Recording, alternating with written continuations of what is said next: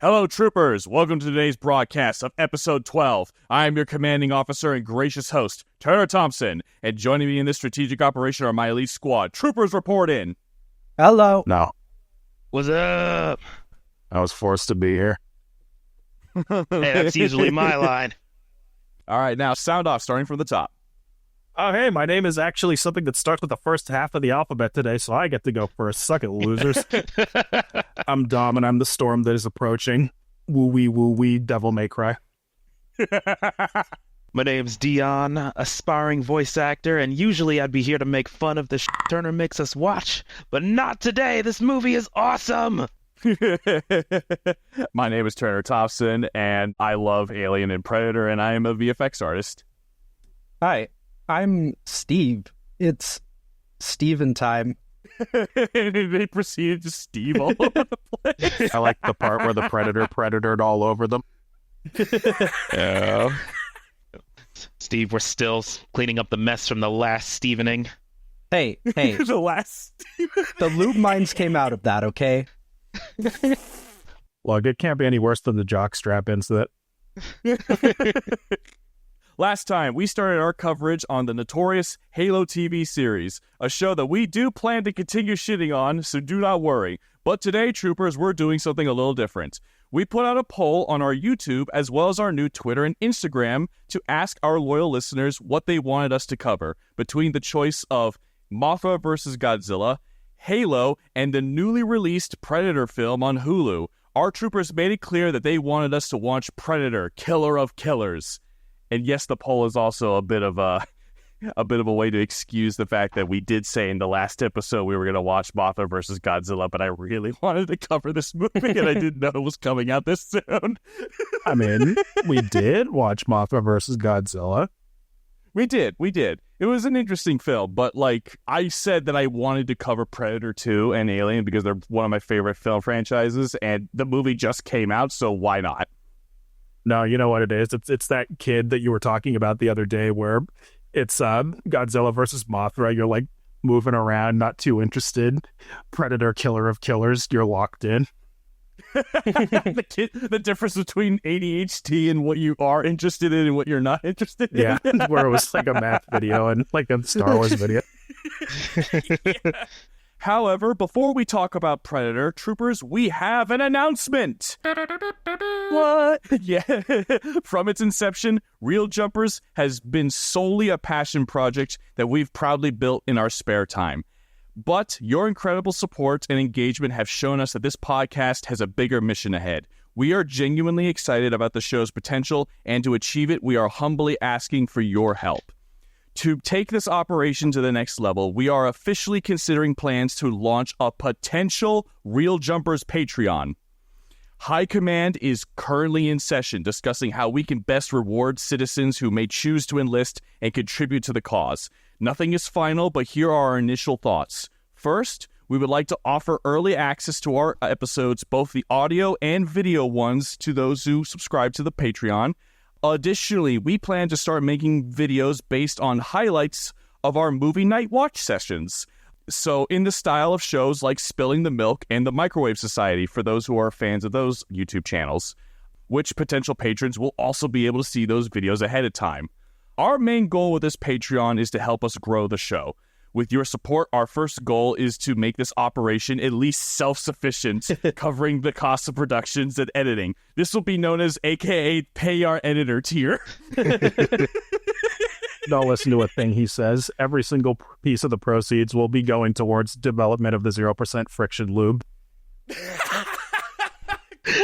That is such a specific in-joke to our friend group that I don't even want to get into explaining it. Maybe someday we will, but that is a lot. That's a whole story.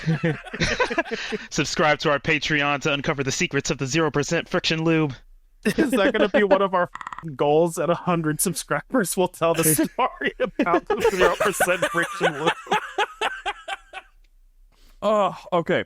From there, we would like to commit to a consistent release schedule for our podcasts, starting with at least once every 2 weeks instead of, whenever we feel like it, keeping you better informed on sci-fi films. Our ultimate objective, should we gain enough support, is to commit to a weekly broadcast delivering a powerful new episode to you every single week. These are major maneuvers, and they are only possible with your support. Before we litigate and fully commit to a Patreon, you can do your part in the war against obscurity. Every like, comment, and subscription is a signal flare that tells the algorithm that the people demand more Real Jumpers. We are incredibly excited for this next phase and are honored to have you with us. Yeah, we're strapped in, baby! Yeah, let's go! Yes! I just kind of shut up with some Gatorade. I don't know what the fuck y'all doing. And we're happy you're here for it, man. You get like top billing guy with Gatorade in the fucking credits. It's right before the main, like Tom Cruise. It's just some shit. Don't you know our Real Jumpers flagship is powdered exclusively by Gatorade? It was the secret ingredient to Cold Fusion. Who knew? Specifically blue flavor. Specifically blue flavor. Yeah. All right, so now then, before we get started, remember, loyal citizens, our broadcasts are now available on Podbean, Apple Podcasts, Amazon Music, Audible, Spotify, iHeartRadio, and Podchaser, as well as a couple other platforms I had no idea I was on, but apparently Podbean says I'm on there, so yeah, there I go. All new episodes of Real Jumpers will deploy first on these platforms in the audio-only versions before the enhanced versions will drop for YouTube. Be sure to follow our broadcasts on your favorite site today and help us conquer the airways. Research is always crucial. However, today our jumpers made it a point to go in blind, so we consulted nobody besides a quick Google search and the dreaded website that all English teachers despise, Wikipedia. Don't use Wikipedia! It's not my fault. It has literally everything I need.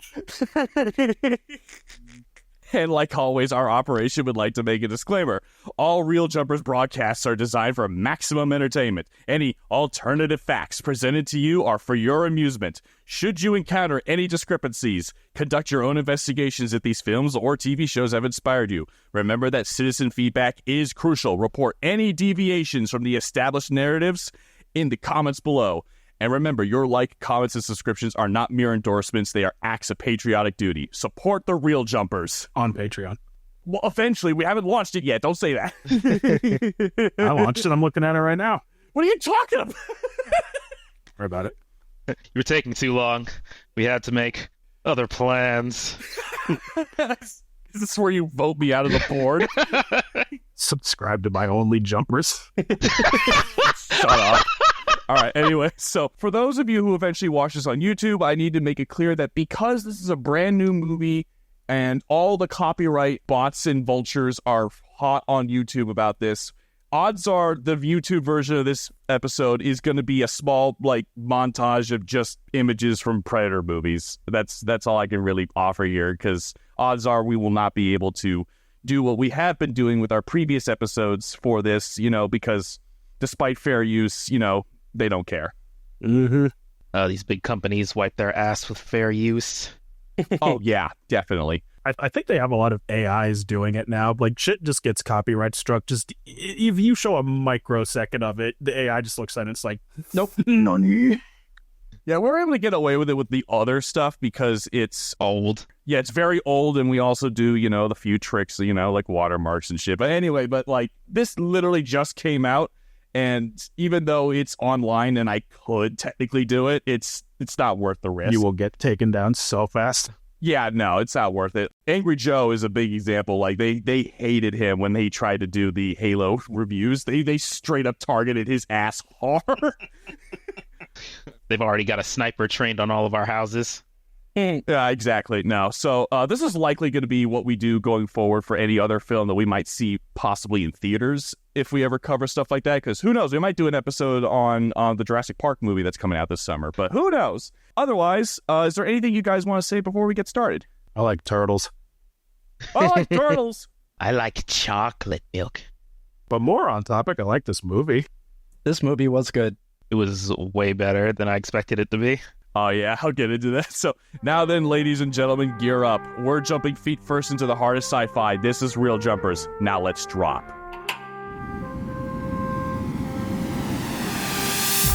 Since Turner cuts this part out anyways, you, Turner. I hate everything you stand for. We're going to do very brief history, not something long. We want to get into the synopsis as soon as possible. So very quickly, I love Predator. I love Alien. Those two movies are responsible for my ages of 10 to maybe 12 being absolutely terrified of alien abductions. I went through a whole phase where I was convinced I was going to get abducted by aliens. But the xenomorphs from aliens don't even, like, abduct people. They, like, well, actually, I guess they kind of do, but not, like, in the traditional sense. It doesn't matter, man. I saw lights outside my cabin on like vacation, and I knew I was going to be abducted. Yikes. If your first introduction was xenomorphs, I guess the classic probing was like the furthest thing from your mind. Probably. It's funny that was never anything I encountered until way later in life. It was always just the actually scary stuff, not the funny stuff. Yeah. Well, of course, there was also that jump scare when you played Alien Isolation. It was just waiting for you beyond the door. That was awesome. That was so funny. Anyway, I'm a huge fan. I love these. Alien is probably my favorite film of all time. Predator is definitely, because it's related, Alien versus Predator, is definitely like one of my favorite franchises. I love it. They have a lot of stinkers, but they also have a lot of good ones too. So we'll talk about it. The more modern Predator films have not been the best. There was this one called Predators, which was okay. After 2018, when The Predator hit theaters with all the grace of a belly flop, the franchise was in a tight spot. That movie had tried to do everything at once. Introduce super predators, regular predators, predators with human DNA, predator dogs, a predator civil war, a plot centered around, and I'm not joking, weaponized autism. What? What the hell? Go watch that movie. It's the only way to explain it. Wait, whoa. I thought I had seen this movie. In the movie, they explain that there's this child who is on the spectrum, and because he thinks differently than other people, and he's able to decode predator tech, and the predators want his DNA because he's the next step in evolution or something. Okay. Yeah, it's stupid. It's really stupid. The next phase in human evolution.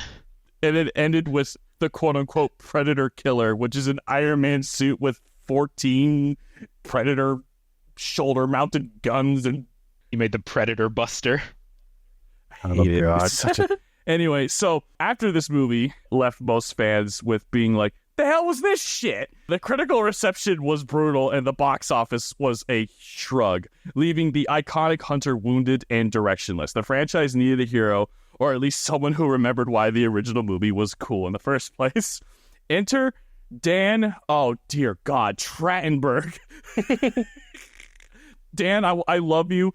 If he ever sees this episode, I promise you, I just don't know how to pronounce new words. He doesn't even remember how to pronounce our names half the time. Yeah, I know. That's true.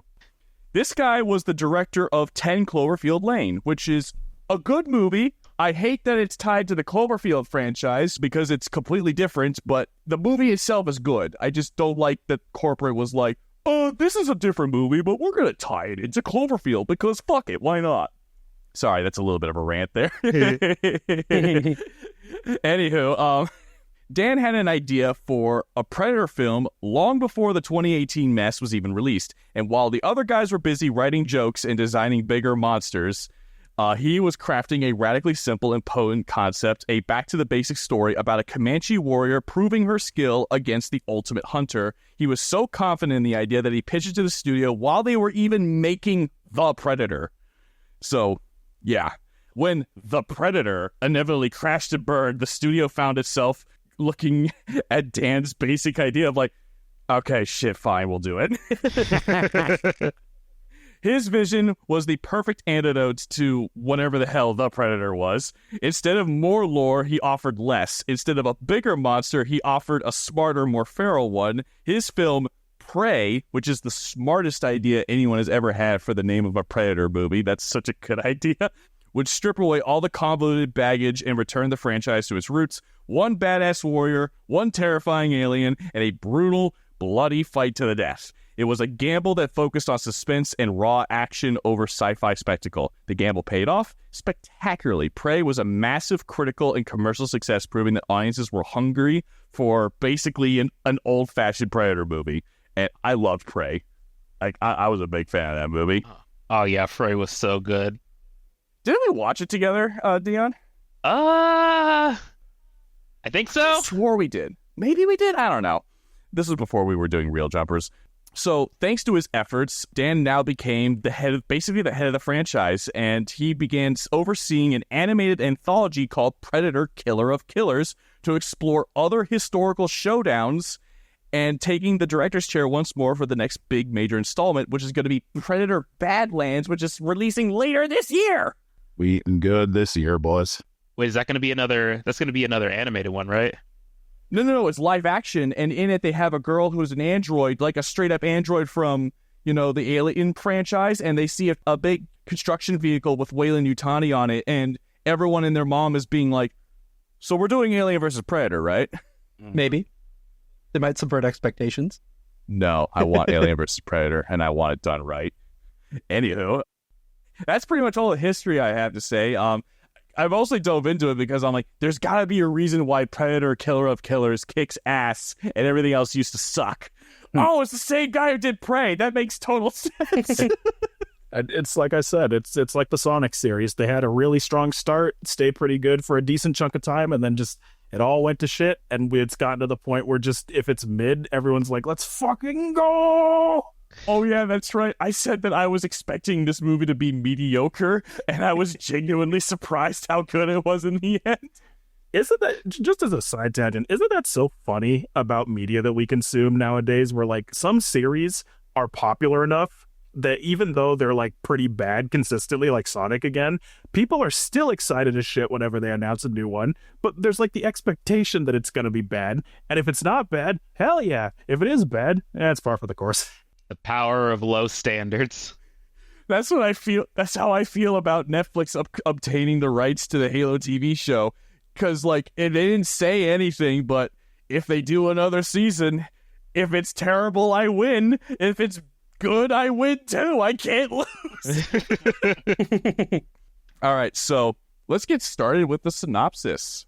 So the way that Predator Killer of Killers is structured is that it's a 3-part anthology where all 3 parts eventually come together. So we're going to start with the first part. In Scandinavia, 841 AD, The Shield.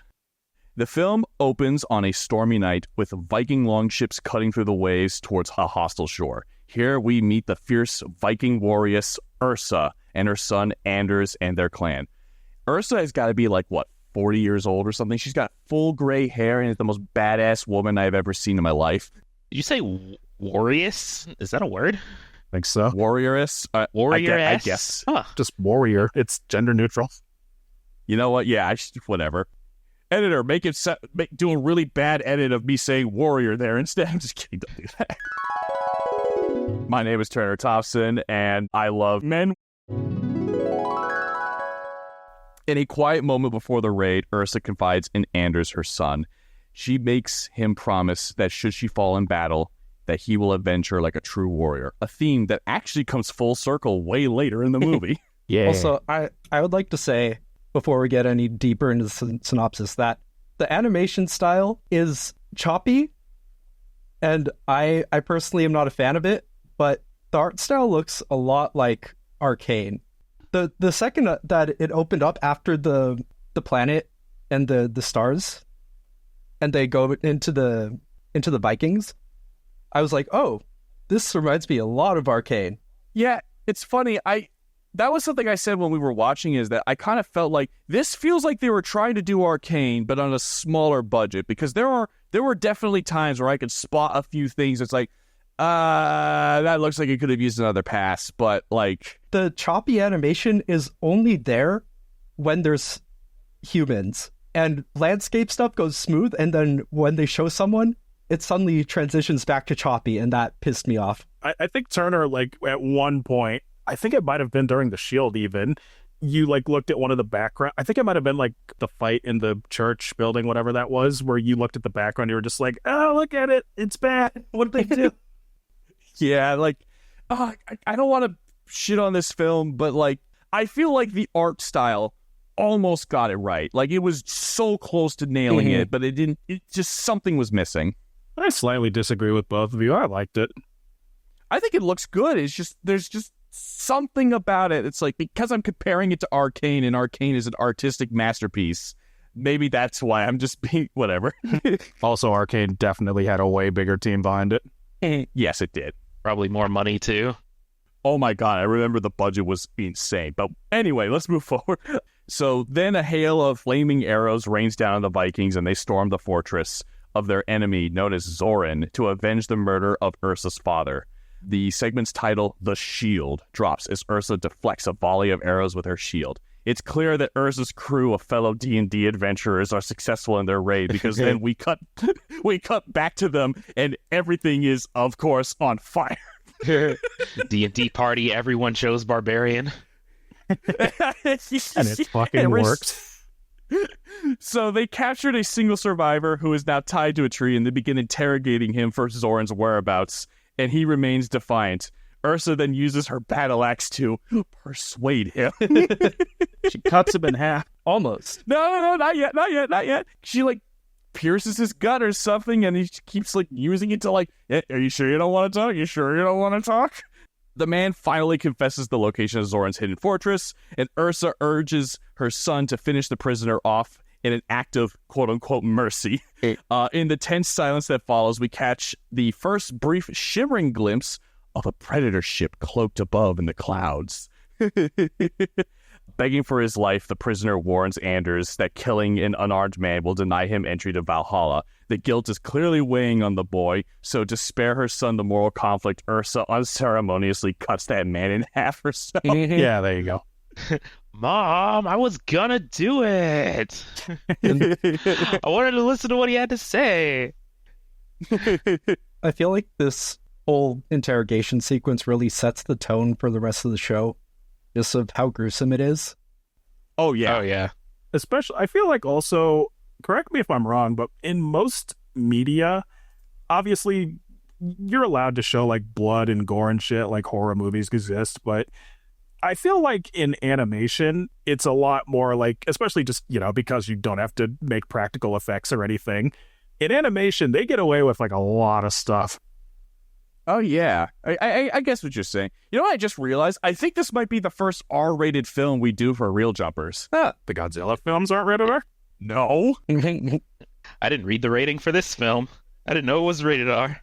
I'm an adult. I can watch whatever I want.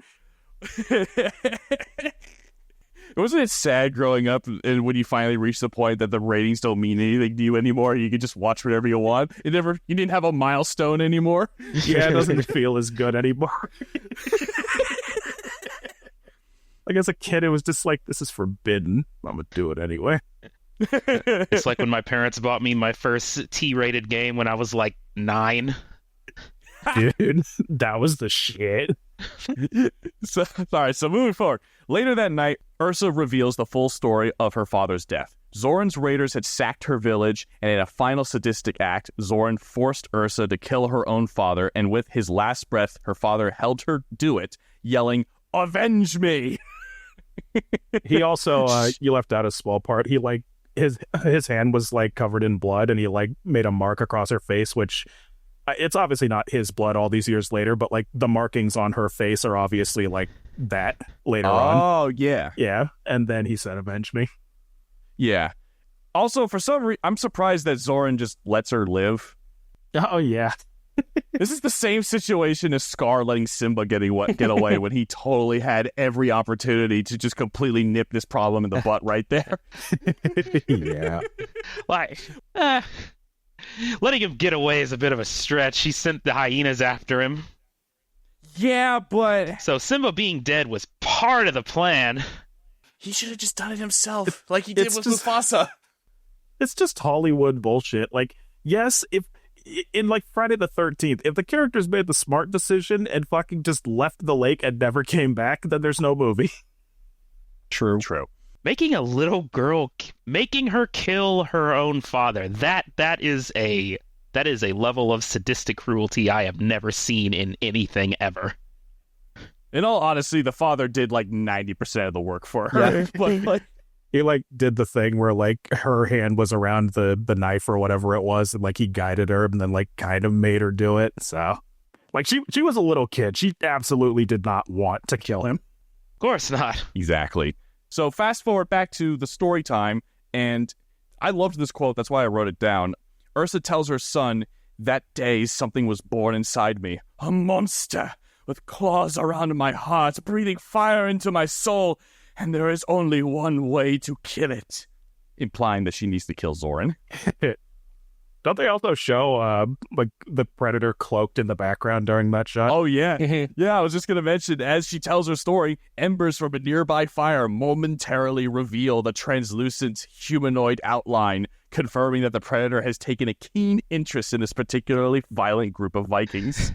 I love that about the predators. They will sit and observe to make sure you are worth killing. I have a funny observation about that in the second part. So, the next day they arrive at the fortress. When asked for the plan of attack, Ursa simply states, "I'm gonna knock on the front door."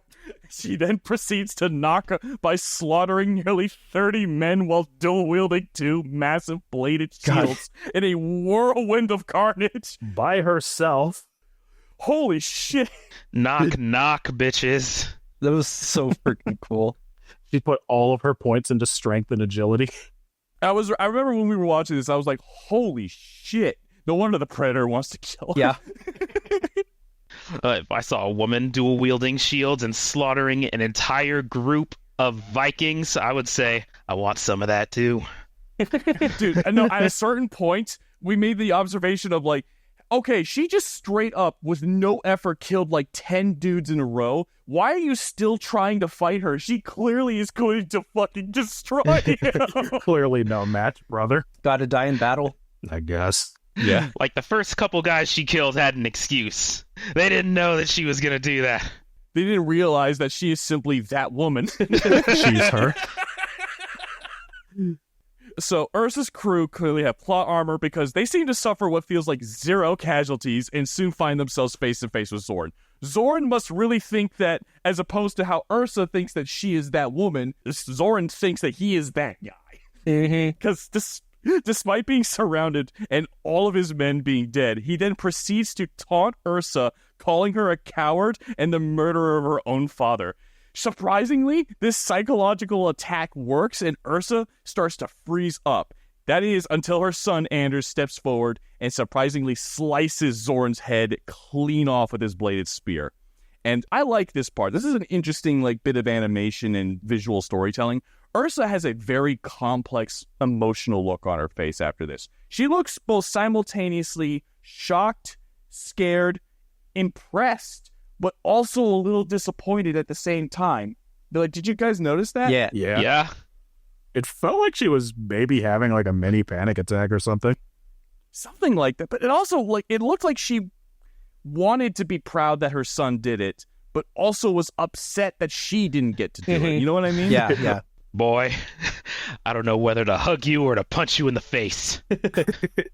Oh, you know what that reminds me of? That's like God of War, the reboot series, where constantly Kratos is just all right, you're doing all right. I can't say I'm proud of you, though. That'd be cringe.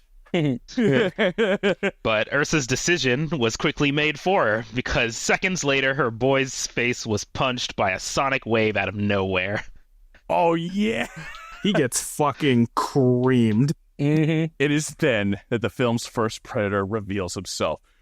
Beefacles, the consumer of protein. He is straight up 10 feet tall. Dude, he's 10 feet tall and built like a fucking fridge. There's a shot where it's very quick into the fight where it's standing up straight as a dude on Ursa's team is what the fuck is that? And it's straight up 4 or 5 heads taller than him. This one-handed behemoth, which the terrified Vikings dub a Grendel, which is pretty cool, brutally murders every warrior who stands up against him. Just one-shots all these people one by one. It's brutal. If I were to pick a favorite kill out of this massacre, it would be the woman who came at him with deer antlers. It actually stabbed one into his arm, and then he used that deer antler in his arm to slam her into a post, stabbing it through her head and hanging her there. Yeah. Oh, God. My favorite one was the guy he uppercut straight into the rafter and just completely, like, embedded his entire body into it. Oh, yeah.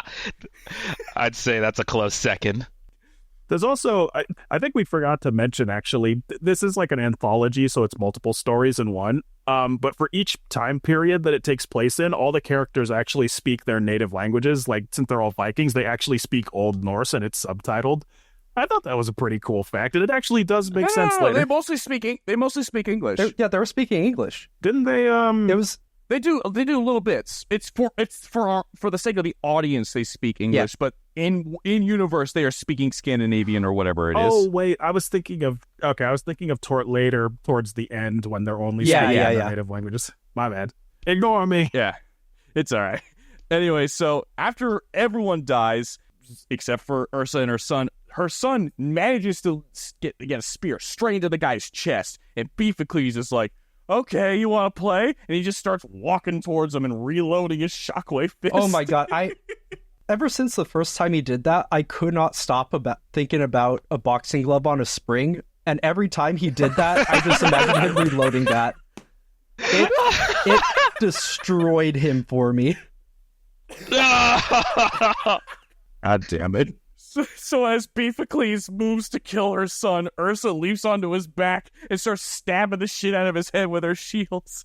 The fortress begins to collapse all around them because Beefacles just destroyed every support beam with every body possible. It is Sonic Blast, and like he slammed a couple into him too. Yeah, exactly. How often do you get to say that someone stabbed someone with a shield? Not very often. Like, never. Not very often. Ursa is then set up in a scenario where she's forced to tank a hit from the shockwave gun, and she puts her two shields in front of her, and just one of them is completely shattered, and she gets thrown straight through a wall off a cliff. Yep. She finds herself dangling from a snowy cliffside over a frozen lake as the fortress crumbles into the abyss behind her, leaving her son's fate unknown. Ursa plummets into the icy water and becomes trapped under a thick ice sheet, frantically searching until she finds a small pocket of air to survive. On the surface, Beefacles scans the ice for her, but thankfully, his thermal vision cannot penetrate the frozen water. Ursa manages to find the hole that she fell through and surfaces, taking cover among the wreckage of wooden boats that are frozen in the lake. Clearly, Beefacles can tell that she's at least somewhere near him, and he loses his patience really quickly and just starts shooting the shockwave fist at every fucking boat he can see. Wasn't his helmet damaged and he had to take it off? Oh, yeah, he did have to take it off. He couldn't see her through the ice, even though like she was staring up through the ice at him, and because predators don't have good regular vision anyways without the thermal vision, he just didn't notice her. Anyway, so this allows Ursa to climb up top one of the large wrecks that are behind him and slams an anchor right into him. How she did all that quietly without him noticing? I don't know. Really loud shockwaves. No, it kind of made sense. She like snuck up there and like she took like the chain off or whatever, and like he wasn't looking at her, and she like slammed it into him. Like he noticed like right before it happened, but it was too late. The anchor fails to kill him, and Ursa sees the ice cracking and even notices the anchor's chain is tangled around the shockwave gauntlet. A plan forms in her head. She begins to taunt the beast, baiting it towards her before striking the weakened ice, and with her remaining shield, plunging them both into the frigid depths. The weight of the anchor drags Beefacles down. Just as Ursa is about to escape, the predator grabs her leg, yanking her back down. During the struggle, she manages to further entangle the creature in chains and tries to arm his gauntlet for some reason. I don't get why she was doing that. Because what happens a second later when she kills him? How did she know that was her plan? It's whatever. Again, it's suspension of disbelief. Like, it's cool for the sake of cinema. Like, I will give you, like, how the hell did she know? But, like, come on, it's cool. Yeah. The predator is had enough, grabs her by the torso, and just lines her up directly with the shockwave fist. And then she has this, not really a shit-eating grin, but more like a, I got you now, you son of a bitch, and pulls the shield up out of, like, nowhere and tanks the shot, sending him backwards and impaling his head straight on the anchor at the bottom of the lake. And it pushes her up and out of the ice, too. How convenient. How convenient. She would have lived anyways, because she has been holding her breath under... Oh, we actually talked about this. The first time, backing up a little bit, when she was under the ice and he didn't see her with the thermal vision, she was under there for like a solid 2 minutes or something like that before she got some air. And we're just like, you are in frigid cold water in the middle of Norway or wherever this is taking place. You're holding your breath for multiple minutes while exerting yourself and later while fighting the predator? What the fuck? I imagine that a person like this has been doing shit very similar to that their entire lives. Yeah. No, this is the most badass Viking woman that ever lived. She's dual-wielding shields, man. Everything else is a moot point. True. When you can slaughter an entire battalion with shields, yeah, everything else is a moot point. Yeah. Though victorious, she surfaces and finds that her son is dying in the snow. And with his last breath, he asks his mother, "Did you kill the monster before he dies?" Her overwhelming grief is captured in a stunning transition as the camera starts spinning around her and her surroundings start dissolving into the interior of some alien spacecraft, and we see that she has this weird collar thing on her neck. And then we see that next to her in the ship is this other captive warrior, a mysterious Japanese man, which leads us into the second part of this movie. Japan, 1609, The Sword. The segment opens with a quote, "The leaves of a tree grow side by side, brother, yet when they fall alone." And we see yellow ginkgo leaves fluttering down as we meet the brothers Kenji and Kiyoshi, sons of a samurai warlord, sparring playfully and building paper boats. Their bond is immediately apparent. And Dobby told me I had to say this. You did. Turner made a very good joke where when we saw the yellow leaves, he was like, "I know it took a lot of restraint not to make those cherry blossoms. I'm proud of you." And he's right. Every single time any movie or any piece of media takes place during spring or whatever, it's always the pink sakura petals because yes, they're pretty, but it's overused, damn it. Yes, so the fact that they decided to do something else, I was like, damn, that took a lot of restraint. Later, their asshole father demonstrates the cutting power of a true katana on a nearby railing before arming both of his sons and forcing them to duel for the right to be his successor. Kenji, refusing to kill his brother, is then defeated by Kiyoshi because he's like, I want the job promotion, and just go straight for him. Also, you don't learn until later on, but Kenji is the older brother. Oh, I didn't know that. I didn't notice that either. Because I don't think they say anything in the beginning, but almost near the end, when they're talking, Kenji calls, I forget the other one's name. Kiyoshi. Kenji calls Kiyoshi Ototo, which is little brother, and Kiyoshi calls Kenji Aniue, which is a very formal way of saying older brother. Oh, well, thank God you knows a little bit of Japanese. Mm-hmm. That's awesome. I'm glad that you were able to say. So that actually brings up an interesting point. This whole segment is interesting in that it has next to no dialogue. Last thing to note, after the end of the duel, the important thing to note is that Kiyoshi does put a scar on Kenji's face, which will become important later. We see the title card for The Sword drop, and we cut to 20 years later, where their father has passed away, making Kiyoshi the new shogun or lord or whatever. Hey, Turner, before we move on from that scene, something that stuck out to me is how well their father was designed. Just by his demeanor when he was first introduced, along with the color of his clothes and the look of the armor, I could tell exactly what kind of man this guy is. Mm-hmm. That's the beauty of not relying on dialogue. It forces you to show, not tell. Yep. There's no spoken dialogue in this anecdote until towards the end. And seeing all this, it did not surprise me what he was making his sons do. Yeah, I think this might be my favorite section of the three. I think so. Mine too. Yeah. Maybe I'm just biased because I love a lot of Japanese media, but who knows? So the Kiyoshi's the new shogun. Kenji is now a master shinobi and returns to confront his brother. He sees that the death of their father as the perfect opportunity to enact his long-awaited revenge on Kiyoshi. As night falls, the old warrior's body is laid to rest upon a funeral pyre. Watching from the shadows is this segment's predator, the mighty Spearfinger. That's just what I'm going to call him.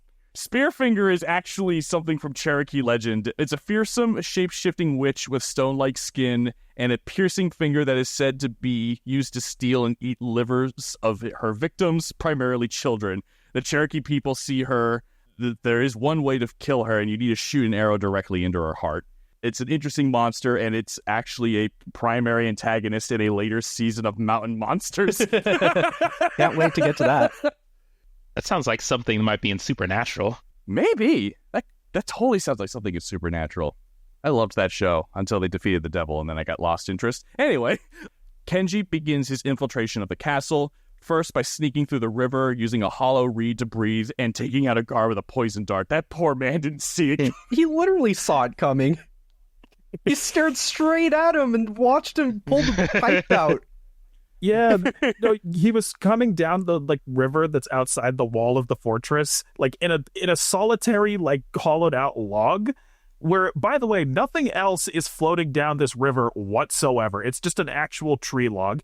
And this guard, who's responsible for defending the fucking fortress, is taking a piss, sees this log come up to him, stares at it as a human hand comes out of it, puts a reed up to its mouth, and then looks the dude straight in the eyes as he puts the fucking dart right in his neck. He's the worst guard ever. No, these guards are terrible. We'll get into it. So he dispatches of that dude, and then he starts climbing a wall by stabbing kunai into the rock face of the rocky bricks. And I cannot believe for a second that doesn't make a tremendously loud sound of stabbing metal into rock. And there is a guard literally 10 feet under him. Can't hear this happening. Yeah. Wasn't it too? They were talking. Also, Dom, the guy at the river was in midstream. You can't do shit then. Yes, you can. It's awkward as shit, but if you see a dude about to blow a dart into your neck, you better fucking move. You aim the stream at the eyes. Yeah, you aim the stream at the guy. At least that'll do something. Shut up. They actually had a little scene where the guy at the river actually focused on him creeping forward and pulling out the blow dart like he looked squinting his eyes what is that? He's like a Skyrim NPC. He sees it coming, but he's just not alerted until a second and a half before he gets taken out. That explains so much how Kenji was able to get past most of them. They're all just Skyrim NPCs. Yeah. Must have been the wind. So as Kiyoshi returns from the pyre, Kenji scrambles across the rooftop, spying on the new lord. He briefly spots the telltale shimmer of the predator, but is forced to dismiss it when a guard spots him. Kenji must then summon all of his ninjutsu to silence the guards in a nearby tower with a surprisingly comedic action scene. It's pretty damn good animated. Yeah. It's really good. The whole time, any of them could have used this thing called their voice, and I'm shocked that none of them did. Yeah, the whole scene hinges on that. One of them is about to ring this giant bell in the lookout tower, and Kenji keeps on stopping him. But yet, like Turner said, none of them just go, hey, there's a dude up here. Or even while they're fighting, none of them are just exerting or at all or anything. And just nobody fucking notices until the end, where he's in this hilarious position where he's got this dude dangling by his ankle over the railing. He's holding on to another dude to make sure he doesn't fall and make a huge amount of noise. And then you hear dong from another tower that saw all of this going on. The guys could have yelled over to the other tower. Yep. He was fighting 3 people, and he could only handle one of them at a time. Any of those 3 people had total opportunity to just yell. In D&D, talking is a free action. And then when it shows the other tower that sees this going on and ringing the bell, it's within shouting distance too. So not only did none of them shout or anything at all, the other dude in the tower didn't see this happening until 40 seconds had already passed. Yeah. So So his efforts are in vain. A guard in the adjacent tower spots the commotion, sounds the alarm, and the guards scramble into their defensive positions, and Kyoshi begins to don their father's legendary armor. Using smoke bombs, which are cool and nice, like red, and they look really artsy, Kenji dispatches the remaining guards and slips into the throne room, pausing to inspect the deep gash that their father's sword left in the wooden railing all those years ago. Kenji reveals himself to a stunned but resolute Kyoshi, and the duel for which they have waited 20 years for finally begins. The two are clearly skilled warriors, almost evenly matched, with Kenji's ninja ability giving him just the slightest edge. Like, throughout the whole fight, I think Kenji was the better fighter, but they were pretty close. It is pretty cool how his brother, like, throughout the fight, he was, like, steadily rolling around and putting on the armor. Okay, That's such bullshit. It takes way longer to put on a piece. I don't know if we've ever watched a video of someone putting on samurai armor, but it takes way longer than that. Who cares? It's cool. Later in the fight, he did a straight up barrel roll, and he had the chest piece on, like, perfectly. I'm like, bullshit! Like a Superman. But I was going to say, like, throughout this whole fight, they make such good use of dramatic irony because from before Kenji even got into the base, we know that the Predator is there. And during the fight, if you pay attention, because it is kind of moving fast, the Predator is in the room cloaked. And if you look really closely, he's got some popcorn too. And he's just like, I'm interested in this. No, dude, he is 100% like, I was totally going to kill you guys, but now I'm way too invested. Right? He could have iced the both of them at any time. I think what he was doing was waiting to see who the winner was, because that would have been like the worthy one to hunt, which is eventually like what he ends up doing. But like throughout the fight, you can literally see he's like clinging to a wall, just like, oh, this is cool. Oh, this shit's cool, dude.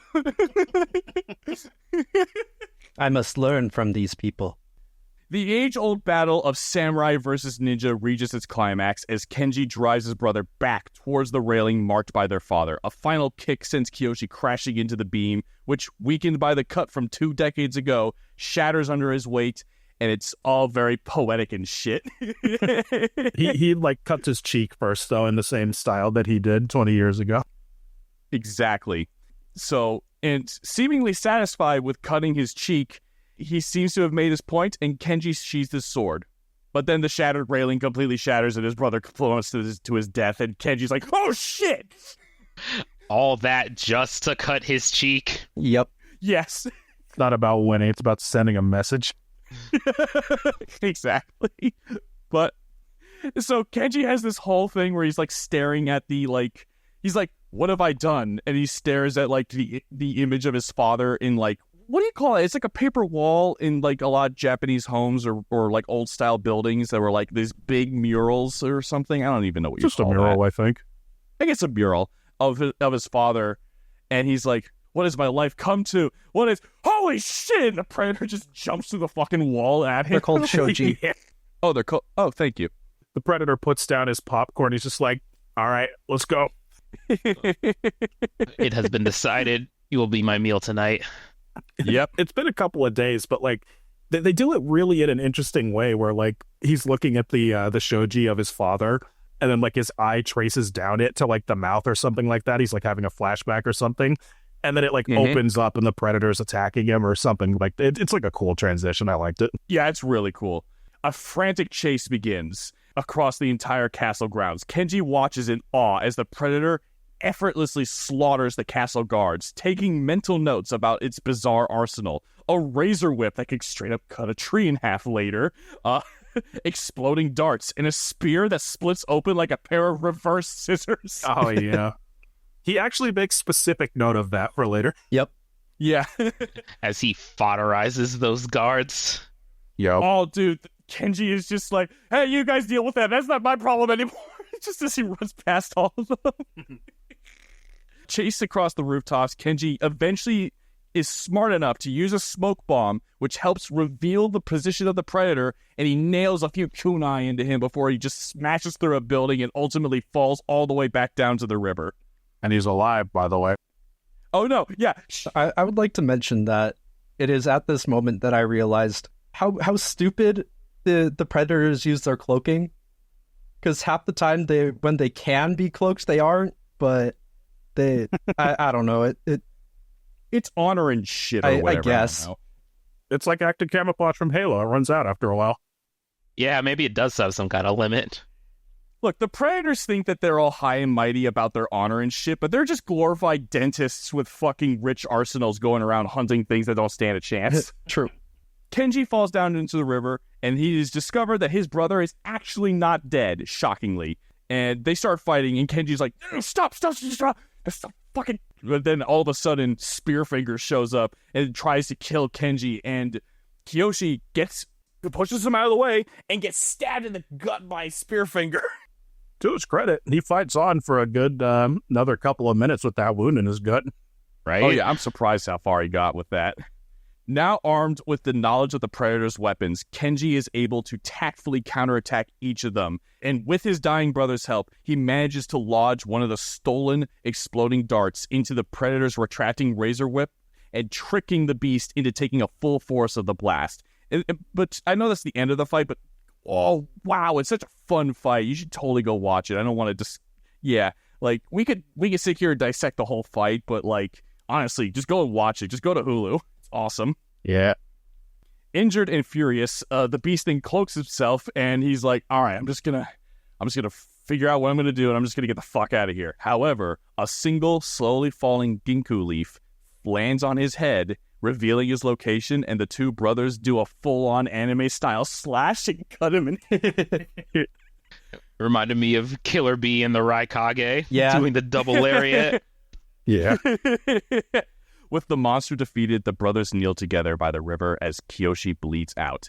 With his dying breaths, Kiyoshi repeats the opening quote, "The leaves of a tree grow side by side, brother, yet when they fall alone." Kenji holds his brother as the sun rises, replying, "But you are not alone.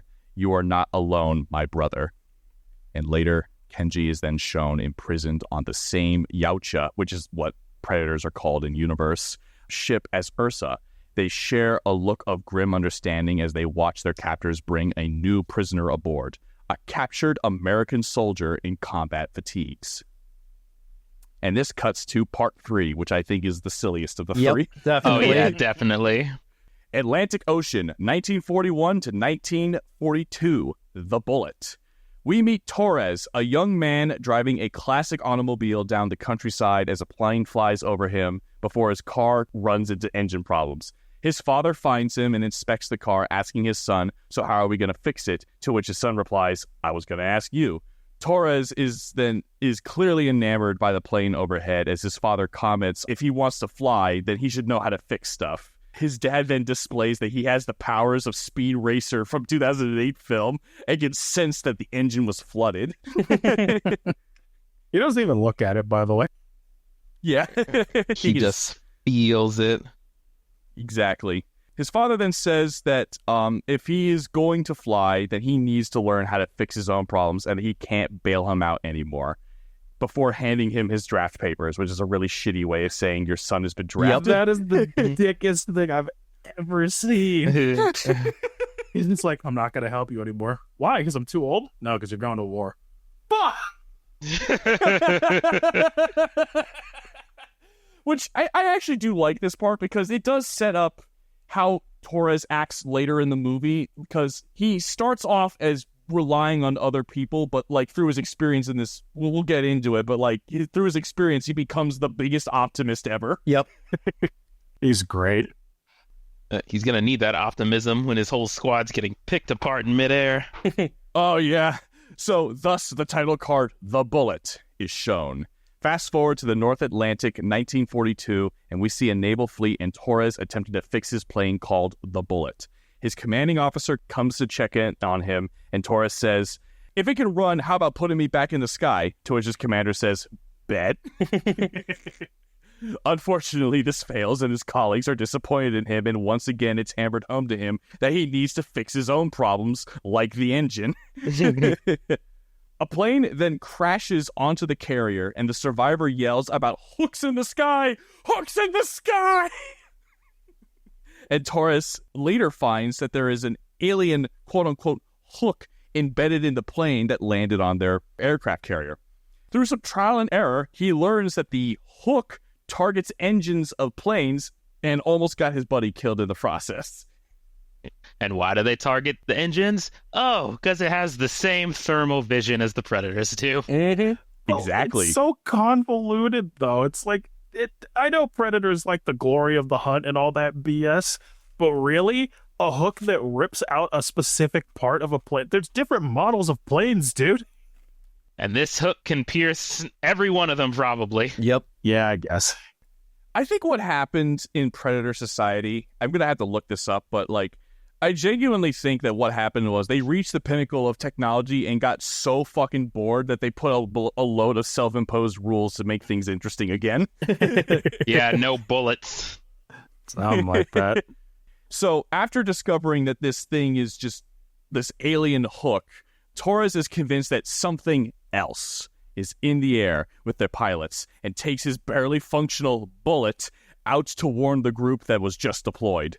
When he reaches them, the Predator ship just completely comes out of nowhere and just starts taking them all out. And we're introduced to the new Predator of this segment, the Mighty Condor! Cobb. Because that's what I'm going to call him. I don't know, I just felt like calling him something. I think I like his design the best out of all the Predators they showed. It was pretty cool. Dion, didn't you mention that he was the only Predator who was lacking the locks, which most of them usually have? Yeah, he's the only one I've ever seen in like any Predator media that was lacking those tendrils on his head. Yeah, it's very interesting. It's a very bold design choice to not do that because that's like part of the Predator Bible is that they have to have that. Predator Bible. Backtrack to what we had said about them having the convoluted weapons. After I mentioned the no bullets, I thought of this scenario where this like Predator high command he was like up against the wall, he was on the ropes, and he was like, all right, I admit defeat, but I'm not dying today. And he like reaches into some secret panel and pulls out like their version of a gun. Not using some kind of convoluted warrior's weapon is them admitting defeat, so the gun is their last resort just to not die. It's just a straight up Glock. It goes pop pop and it's over and he's like, man, that was so unsatisfying. I don't feel fulfilled. So the Condor begins to pick off the fighter pilots one by one with his deadly heat-seeking hooks. As Torres fumbles to keep his plane working, he straight up like breaks off one of the levers and he has to like use a monkey wrench to like replace the lever. It's really funny. He like jams it in there to function as the lever. Whatever works. It does show how resourceful he's gotten. Hell yeah. He was holding this plane together mid-air. I loved it. He was trying to figure out how to become MacGyver on the fly. He succeeded. Yeah, it was working. He did. Oh, yeah, it did. So a whole dogfight ensues, and we do learn that despite how seemingly indestructible the Condor's ship is, it does seem to be vulnerable if you shoot at its engines, because he gets really pissed when they get a shot that's even remotely close to his engine, and he full reverses and slams into the plane's behind. Oh, yeah. It can do that? Yeah, they have omnidirectional engines. Yep. Because all the spaceships always have those big gaping holes where the engines are. Exactly. I think he straight up melted like one of the pilots just by like having the engine. Yeah, with the engines. Oh yeah, with That the was afterburners. brutal. Yeah. I think another dude got straight up impaled from the full back of the plane straight to the front, and then he got ripped down. It was really funny, his scream as he was pulled into the ether. That would have been Yeah. the time to use the Wilhelm. Yeah. I think they did use the Wilhelm scream maybe once in this I movie. didn't hear it. Did they? I don't think I ever heard I it. think I did. I could be full of it, but I think I heard it. So after this whole fight happens, Torres's plane, one of his fuel cells or fuel tanks catches on fire, and this begins the most insane and unlikely stunt I have ever seen in my life. Torres somehow gets out of his plane and walks onto the wing and somehow does not fall to his death the second he gets out there. And he just continues to fumble, and through pure luck, dude, he's rolling 20s constantly. The DM is really pissed that he's able to get away with this. All this after jury rigging his own form of autopilot. Oh, yeah. Exactly. And so eventually, after a few other people are picked off around him while he's trying to get rid of the gas tank, and apparently he has the power of Zeus in his foot because he's able to kick a gas tank that must be bolted to his plane, but whatever. It is a little loose, I think, but yeah, it's still like on there. Yeah, so he kicks it off, and one of the hooks that was going to take him out takes out the gas canister instead. This is when Torres discovers, oh, it's heat-seeking! This is when he and the only guy who's left, his commanding officer from earlier in the short, they have the idea of, let's go up, cut off our engines, and become cold, because that way he can't see us. I have an issue with this scene. Yeah. You know what? No. Steve, you tell me the issue. I'm going to see if we have a similar issue with it. So basically they both decide, okay, we're gonna climb, and they climb without oxygen. It seems like they don't have any extra G-force. How are the... No. I said the same thing when we watched. I was like, well, climb? You know there's less oxygen up there, right? Yeah, they don't have any breathers, no air suits. Also, planes back then had a really hard time just going straight up. And, Yeah. and this kid is in basically a tank top. Oh, yeah, it's also cold the higher you go. I don't even think they showed ice on the planes did. or anything. Like, They did. Yeah, like, Torres should have froze up there, man. The thing that pisses me off about this scene is that the guy who is his commander, who is all about, you need to solve your own problems, man, and I trust you, and he says, kill this son of a bitch for me, and he sacrifices himself. He doesn't really even do anything. He just doesn't turn off his engine and gets himself killed, and I don't buy this self-sacrifice moment. I think this part really is like, why did he have to do that? It didn't seem blatantly obvious he had to. I think he was buying Torres time because they both had to like shut down their engines, but like clearly the Predator was like locking on, and he was like, all right, if I get him to hit me instead of Torres will figure out a way or something. But like, no, it really wasn't needed. Like, I remember I saw on the Predator's view screen, the second Torres turned off his engine, his plane disappeared in like 2 seconds. well, to their credit, they had no way of knowing that. That was the whole point of them climbing. Well, they knew that it was going to disappear off of the scanner, but they didn't know it'd be instant. I don't know. It's stupid. I like that idea because him killing the one guy definitely distracted him. True. Yeah. No, I think on paper the scene would have worked better if they made it way more clear to me, the audience member, that they didn't have enough time. Yeah. Whatever. Like, when you speculate on it, it kind of makes sense, and it's like, whatever. Yeah. So during the free fall, Torres is like, you can't see me now, you son of a bitch. And as the Predator just starts going down, because he's like, all right, I killed them all. Let's go on with my day. Torres manages to land a shot with the plane's machine gun straight and kill one of his 4 engines. And the Predator, or excuse me, the Condor, is fucking pissed about this. Dude, he's so pissed that the preceding scene, he will not get off of Torres's ass. Torres can take him anywhere he wants, and he uses this to his advantage by luring him towards an open battlefield somewhere in, like, Europe, I don't know. And, like... It's like France, I think. Like, that wasn't even a battlefield. That was straight up enemy territory. Yeah, he literally said, like, I've never been so happy to be in enemy territory. Yeah, and so Torres does a really smart thing. He does everything in his power to get, like, AA turrets to target this fucking thing, because I'd shoot at it. That thing is scary as fuck. It's a huge, unfamiliar target. After this, Torres is able to, like, line up perfectly, like, one of the main cannons on, like, one of the battleships, and it fires. He gets out of the way the last second, and it hits the Condor's ship, and he goes down into the ocean, and Torres is like, yeah, take that, you son of a bitch.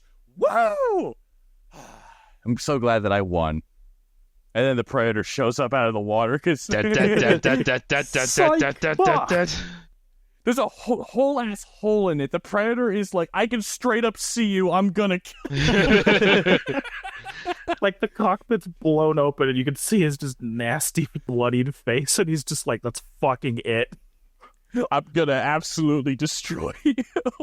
And then Torres, I don't get why he thought that flooding the engine was a good idea, but I guess it's a fun way to tie it to his dad, whatever. So his whole plan is this. He's going to taunt the Predator into firing the hook at his plane, and then he's going to use a parachute to blind the Predator, and somehow the Predator's ship is going to hit the wire of the engine block of the hook, and then slingshot back around and slam it into his face and blow.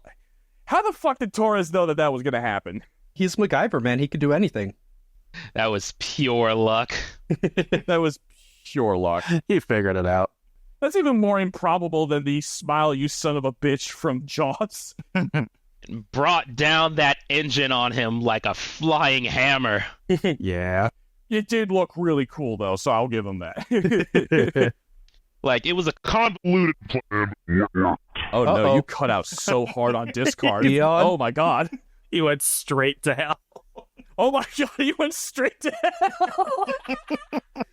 May he rest in pepper. I'm back. Oh, hey! Oh, thank God. The resurrection of Dion. Resurrection F. And on the 3rd minute, he rose again.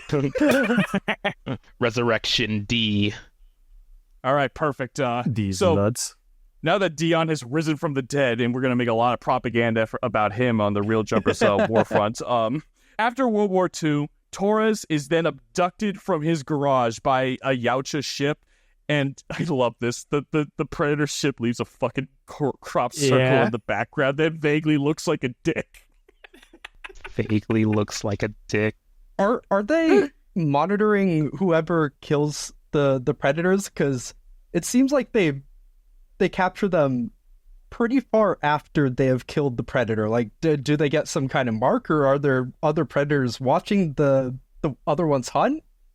Maybe if the predator doesn't report back after a time. Yeah, but how do they know which exact human did it? So, in Predator 2, I can explain it there at least. I don't know about the other ones. But in Predator 2, Donnie Glover's character kills the Predator of the movie in his ship, and then a whole bunch of other ones decloak around him and like, dude, nice. Congrats. Good job, bro. So, usually, if I had to guess, I think most Predators tend to at least have someone being their chaperone or something. I don't know. I would have to go and deep dive the Predator Alien Wiki for that one, but that's the best I could do without looking anything up. So this then brings us to the final 4th part of this story, the conclusion where all 3 stories come together. So Torres is then awoken from suspended animation, thus solving how someone from the year 800 and the year 1600 and then the 1900s, cryogenic freezing solves the whole time issue.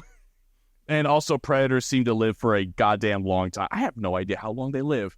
Again, I need to go to the wiki. Anyway, so Torres, ever the optimist, attempts to communicate with his new cellmates, Ursa and Kenji. His attempts are met with failure as Ursa spits on him, and because Torres knows a little bit of Japanese, he looks like a fool, and thus Kenji calls him a fool. It's also hilarious too. Like he's like this not straight man. I forget the term, but he's like super like bubbly and a little jubilant despite the situation. And he like walks up to Ursa and he's just like, "Hey, how are you doing? What's your name?" And he like holds out his hand, and she just casually like looks at him for a second and just like spits in his hand. And he's just like, "Oh, okay." Then they are brought to an arena on Geonosis from Attack of the Clones. And they are forced into a gladiatorial arena on an alien world, and they are presented to a Yautja warlord known as the Grendel King by Ursa. The Grendel King, one little side note, I saw that he was toying with one of the skulls on his necklace, and I'm like, I swear one of the Predators in another movie did that. I don't know which one, but I'm like, that is definitely a reference right there. The Grendel King commands them to fight to the death, with the winner earning the right to face him, which doesn't sound like a reward. Hang on, no, I got this shit. As Turner said, they are instructed to fight to the death, and they're like in this big arena full of predators who are like egging them all on. And so like these big drop pods like come up or like are delivered somehow. I forget how. Oh, yeah? And they're just like, you will each be given a weapon from your time, face each other in combat. So, you know, the obvious thought on your mind is, okay, wait. But someone is from ancient fucking Norse times, someone's from ancient Japan, and one dude's from an era where guns exist. He wins, right? So Ursa gets a giant two-handed battle axe, Kenji gets a katana, and brother gets a fucking flintlock. Dude, whoever the Predator was totally trolling his sense. The Predators were just like, It's not even loaded. oh yeah, he has to reload it. But like someone on the Predator team was just like, so we can't give him like a 1945 or a Glock, right? That's just bullshit. And they're like, well, what else do we give him? A flintlock. And yeah, it's like Turner said, it's not even loaded. And Taurus is just like, what the fuck is that? And Ursa has absolutely no chill. She immediately tries to kill him first. And Kenji's just like, whoa, dude. And before you go any further, really quick, that pistol is the same pistol that Donnie Glover's character from Predator 2 gets from the head Predator as a reward for killing the one of the movie. So, huge Easter egg. I didn't know that, actually. I knew it had to be some kind of Easter egg when he looked at the engraving. Exactly, yeah. That's kind of cool. So they start fighting. Like you said, Ursa just has absolutely no chill. And I love how they're constantly talking to each other. And it almost feels like to us, the audience, because we can read what they're saying, it's like, well, clearly they could just read the subtitles, but like, obviously they just have they don't know what anyone's saying. They're trying their best to communicate their body language, and Ursa is just like, fuck it, I'm going to kill all of you. Gotta die in battle. Yeah, Ursa's way too into it. She's just like, I want to fucking kill you. The reason why she is, it's kind of like revealed later, is that she wants to see her son again, and she knows that the only way to do that as a Viking is to go to Valhalla, which she has to die fighting. Mm-hmm. Yeah, which makes sense. She keeps calling the samurai a weasel. Oh, yeah. She did do that. So after a brief conflict, the three warriors are having some serious issues communicating, and Torres and Kenji seem dead set on trying not to kill each other, and Ursa is just more than happy to fight. The Grendel King, seeing as they're being very uncooperative, gets bored and unleashes the Rancor. As the fight escalates, Ursa finds a kindred spirit in Torres, as something he does reminds her of her son Anders, before the Rancor straight up eats him. Oh, yeah. And Dion, didn't you mention that like you were like it was really interesting that this creature has a mouth on the back of its head? Yeah, it's like it doesn't have the mouth where a mouth should be. It's just on the back of his head. It's very alien. I like that. Yeah. And it has pretty normally shaped face for having a mouth on the back of the head. Yeah, it's weird. Look at the back of his head. It also apparently has tusks that presumably also come from the mouth on the back of its head. Something like Yeah, that? and also, like, because its mouth is in, such a weird spot, it has to, like, flip all the people that it's eating, like, up into the air, and then it, like, catches them.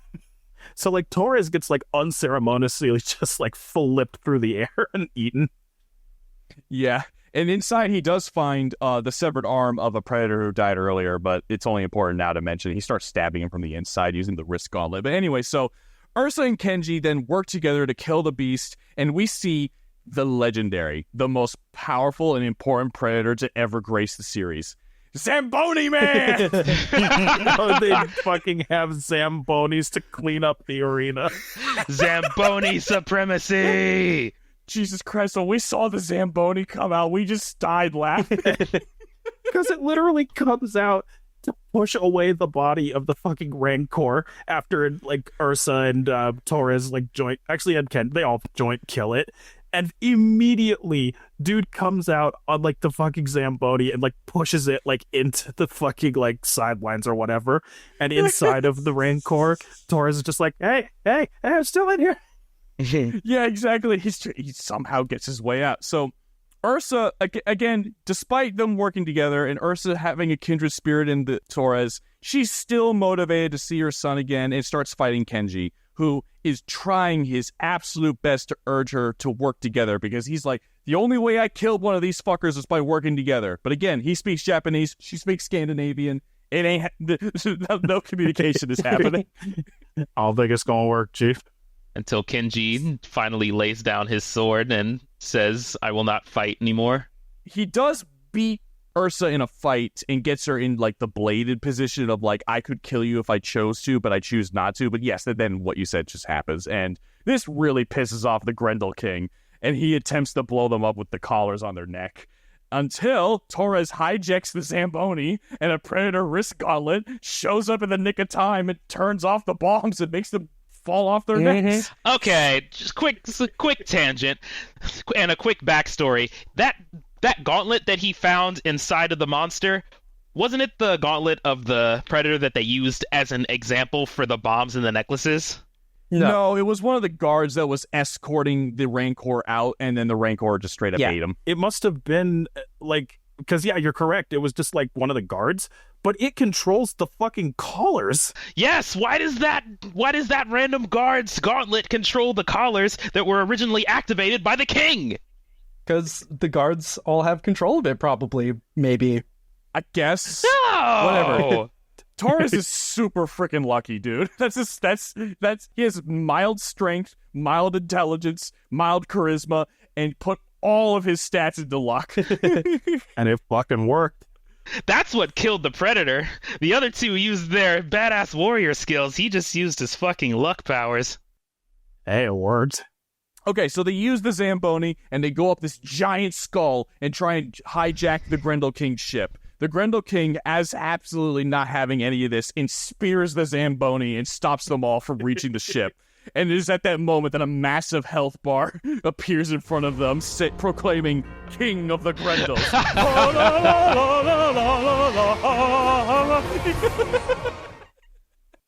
When they were charging at him on the Zamboni, like, that's exactly what I thought was going to happen. I thought he was actually going to, like, just straight ground pound it and punch it to the ground and send them all flying in the same direction. But the spirit works, too. Torres then manages to somehow sneak off and get onto the Predator ship while Kenji and Ursa face down the Grendel King, which the Grendel King is a really cool design. He's got like a cape made out of like spinal cords and shit. They might be the tails of aliens. I don't know, but it would be cool if it is. I like to think of them as spines. Yeah. Also, I guess no one watching cared that this kid entered the ship. They probably think that he can't do anything because it's alien tech, but they don't understand that his main skill is luck.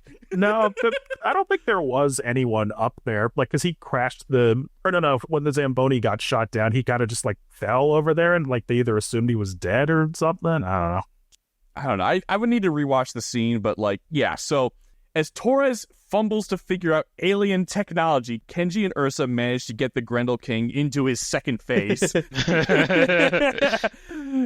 And after using his speed racer powers, Torres manages to finally figure out how to turn on the ship and blow Grendel away and let the other two board the ship, but not without Grendel spearing Kenji's arm clean off of him. Yeah. It's, oh my god, it's really scary. He speed racered an alien spaceship. Exactly. He just felt it. He understood its soul or whatever. I don't know. Copied his dad. God, I want to watch Speed Racer again. That was such a good movie. Put it on the list. To his credit, he does have this moment where he's like, all right, figure it out on your own. And he like tests the controls and he like crashes into like a pillar next to him or something. And he's like, okay, kind of got it.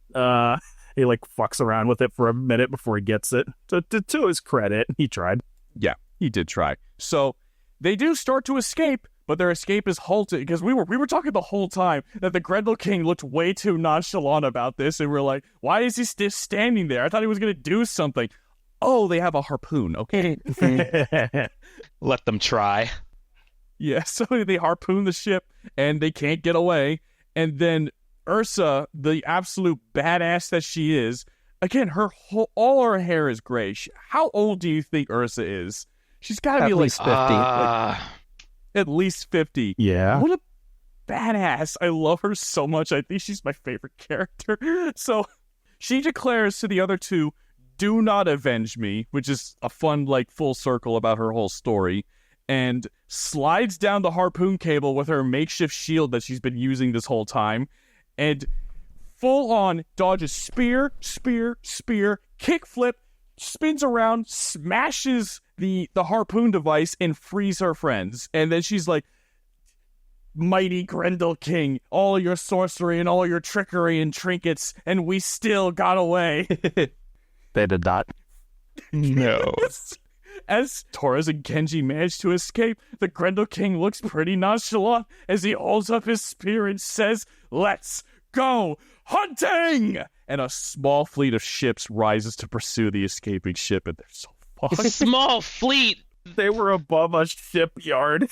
Like, right over where the Grendel King was standing was a fucking just ready and active shipyard ready to fucking go. That was an entire armada of ships they sent after him. Yeah. I guess they deemed them worthy. I fucking guess, man. And after this, Ursa is then placed back into suspended animation because they're like, dude, this bitch is insane. We need to save her for a rainy day. But we need some serious entertainment. And then she is then stored alongside many other frozen captured warriors. And we see an awesome Easter egg of Naru, the Comanche hunter from Prey. Oh, is that what that was? That's who that was. Ah. Yet another who has proven herself worthy.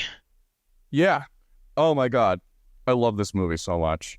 So that's the film. I highly recommend you go watch it. It was so good. If we were Angry Joe's show, which I take a lot of inspiration from, we would definitely give this a badass seal of approval. And like, regardless of what number we're ultimately going to give it, I definitely this is go watch it. I love this movie. 9 out of 10, definitely. So we're going to do our ratings really quick. I felt like I'm kind of teetering on maybe a high 7, an 8. I don't think it's a 9. I feel comfortable saying this is maybe an 8 out of 10, but there's definitely stuff that's... I have a really hard time making up my mind about this because I was definitely entertained the entire time. I loved when I was watching. Like, the whole bit with the segment for the bullet was the part that I was just starting to this is stupid. And the really weird, the Predator at the end of The Sword is just standing there and doesn't walk away at all. He just lets them cut him in half, and I don't know. But look, there's a lot of things that I want to nitpick about this film. I don't know. I think 8's pretty comfortable. I'm going to stick with 8. I am going to assume that he was sitting there cloaked and resting, thinking that they couldn't see him, which is why what kind of tree did you say that was? It's a ginkgo. It's a tree that has not changed over millions of years. There's fossils of it that look identical to it today. Which is why the Genku leaf falling on him was so significant. And the samurai, I imagined that he thought that they were about to start fighting each other again. It's like, oh, they're about to start fighting again. There's no way they can see me. There's no way they're about to hit me. I guess that whole scene just wasn't properly conveyed to me. I don't know. Whatever. It doesn't matter. It's a great film. Go watch it. If it's the way you said, then that is gross incompetence on his part. So, I'm definitely an animation fan. It being animated is huge points for me. Yeah. It's probably my favorite Predator movie because of that. I was entertained the entire time. The second one was my favorite with the samurai, but I think the third one might have entertained me the most. Torres is a cool dude. Yeah. Because this guy, he's not a badass warrior like the first two stories. He's a slapshot mechanic. So, of course, we know if he's going to win, it's going to involve a crap ton of luck. Yeah. And the visual of the engine swinging around the ship and coming down on the Predator, on the Condor, like a massive hammer, a massive flaming metal hammer.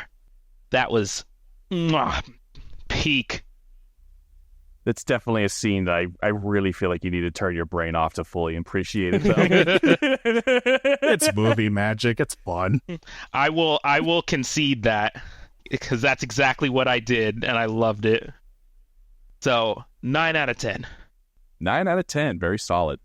It was one of those cinematic experiences where, I can point to a few other films, like Into the Spider-Verse was one, where it's such a fun time where it feels like it's not as long as it actually is. Because what's the total runtime? It's like an hour and a half, Yeah, right? somewhere around Standard? there. Something like that. It didn't feel like an hour and a half. It felt like 50 minutes. And like when credits finally rolled, I was like, ah, damn it, it's over. So Yeah. I feel like if a movie does that to me, it at least gets an 8.5 out of 10. Like you guys said, there are some issues, but honestly, when I watch a movie, I'm more just looking to be entertained. I could ignore shit like that, like especially like with Friday the 13th, where they just make the dumbest decisions possible. Whatever, it's entertaining. But good ass movie, great ass animation, very surprisingly good story. Maybe I should have said it way long ago, but I've seen the original Alien versus Predator. But until recently, I didn't know jack shit about like both Alien and Predator. Turner had us watch the original Alien some time ago, and I did a little research before and after we watched this movie, so I'm probably going to go back and watch the other movies. But yeah, very good film. Solid. Go watch it. Go spend your money on Hulu. Out of 10, what do you give it? 8.5. 8.5. Okay. All right. I don't really have anything to say that has been said. It was a really fun watch, but it did have its flaws. Other than that, I can't really expound anymore. I'd give it a solid 8 out of 10. It was really good. It was fun. All right, divide that by 4. Okay, Divided by so we 5, give dumbass. this. No, it's 4, you dick. It's There's by 4 of 5 us. because it's the square root of 100. Shut up. Anyway, we give this movie an average of 8.3. Woo! So this is a solid movie. Go see it. I think my last thoughts about it is that it's interesting because each individual story is not enough to hold a movie together, but I like that they use that to their strength because by presenting it as an anthology, it allows us to have these smaller stories that normally would never be shown. Well, that's the whole point of anthology movies. It's like, you know, Tales of the Jedi? If you technically, Yeah. if you stuck all of those together into like a feature-length film, it would make sense. And if you like, I don't know, just tied them together somehow with one overarching story, it's the same exact thing. It's been a thing for a long time, and it's a proven formula. Yeah, but I like how the stories are simple. The story itself would not carry a movie. They would have to add way more to it, which would probably bog down it. And in that way, it's kind of elevated how simple it is. Yeah. So, guys, which one of these predators do you think you could defeat out of the 3? None of them. That's funny. Fucking none of them. Are you kidding me? Even fucking Torres, the guy who physically had no chance like the other two, had to fucking rely on a fucking movie trick to do it. You kidding me? If a predator is cloaked outside of my window, I'm cooked. Nah, man, you gotta have more faith in yourself. You want to know what my faith in myself extends to? I can do an entire workday of doing physical labor, and that's about it. I can't sprint for shit. Well, I would choose the first one, the big hulking one. He has little tech, little to no armor, and he can be hurt by conventional weapons. I think if it came down to it, maybe I could hurt one of them. I've got that samurai sword that I bought sitting right behind me. I could get a good stab in, I guess. Yeah, but the predators in these movies, they seem to not give a fuck if they get stabbed. Like, you need to, like, decapitate them. Yeah. Like, I think I could injure it. If the first predator, what'd you call him, Chadicles? I called him Beefocles. Beefocles. If Beefocles and the Condor swapped situations, like swapped time periods, Beefocles would have been cooked. Yeah, because you just shoot him with a 30 mil and he's dead. Exactly. Actually, I think predators are pretty robust, but I think even if you shoot the modern ones with like a 30 mil, it'll die. No, it'll probably... Like, if you manage to get a clean shot with a Barrett 50 cal on, like, the Predator from, like, the first one, you'd probably kill him. But, like, they show that, like, most small arms can be deflected by their armor, but, like, some really powerful, like a deer slug or, like, a magnum could probably hurt them. Yeah. Yeah. And Beefocles doesn't have any armor at all. Nope, not at all. Other than maybe his helmet, if you want to count that. Yeah, those were just his glasses at that point. You know what? fucking comment below if you could beat Beefacles in a fight, and we'll arrange a 5 card fight night with you guys. That'll be one of our Patreon tiers. Fight Beefacles. Fight Beefacles for $400 a month. We'll arrange you to fight Beefacles. It's just one of us every different month dressed up in a fat suit. We'll call it the mincemeat tier. Thank you all for tuning into this broadcast. We hope that you enjoyed our first dive into the shared Alien and Predator universe for this show.